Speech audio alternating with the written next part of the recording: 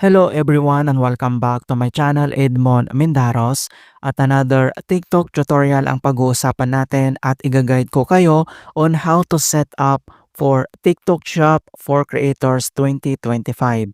Kaya stay tuned ka lang para malaman ang step-by-step method nito at start na natin. So ang next step natin gagawin ay kailangan mo lang i-open ang yung TikTok applications. Dapat nakalagin na ang yung account. So click mo lang yan. And then next step, so dito lang sa baba ay kailangan mo lang i-select dito yung profile icon natin. So click mo lang yan. And then dito sa ating TikTok profile, and then bago tayo mag-proceed ay kailangan mo na natin i-check yung ating account informations. Mahalaga doon yung email address at yung date of birth natin.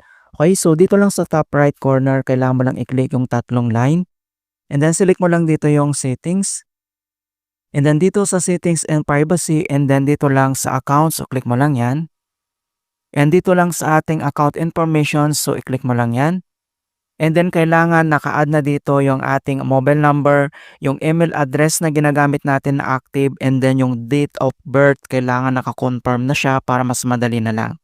Okay, so once okay na dito sa account information mo, and then back lang tayo.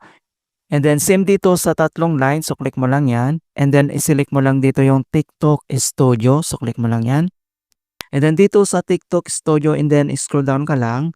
At dito lang sa monetizations, makikita mo dito. And ito na yung makikita mo dito yung TikTok Shop for Creator. Okay, so i-click mo lang yan. Okay, so dito sa TikTok Shop, so promote products, earn commissions. Alright, so kailangan dito ay mayroon tayong 600 followers and then posted on TikTok in the past 28 days. And then pag in-scroll down mo siya, and then you are eligible to apply, meet our community guidelines, be at least 18 years old. So since naka 400 followers na tayo, so pwede ka naman mag-apply na kahit wala ka pang 600 followers. Okay, so makikita nyo na naka 400 lang ako, and then proceed na tayo.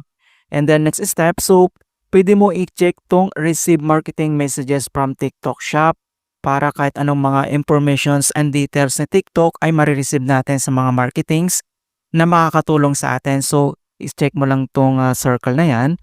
And then by continuing, you agree to the TikTok Shop creators terms of use. I-check mo lang din yan.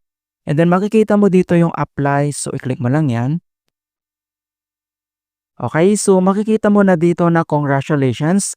Your applications was approved. Ayan, so ganun lang po kasimple. So na-approve na tayo. Start earning commissions by promoting products on TikTok Shop. Okay, so kung paano ba tayo mag-add ng product? So makikita mo dito sa baba yung start earning. So click mo lang yan. Ayan, and next step. So makikita nyo dito na confirm your age. So click mo lang dito yung confirm. And then next step, so confirm your age to start earning on TikTok Shop. And then dito sa baba ay makikita mo dito yung verify. So click mo lang yan. And then confirm. And then watch your date of birth. So kailangan mo lang ilagay dito kung kailan tayo pinanganak. So lagay mo lang yan. Fill out lang natin. Okay, so once nailagay mo na dito yung date of birth mo, and then click mo lang dito yung next. Ayan. So, confirm date of birth, then choose method. So, may mga option dito na pwede natin i-select.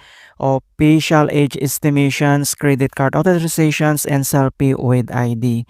Right. So, select lang natin dito yung facial age estimations. So, click mo lang yan.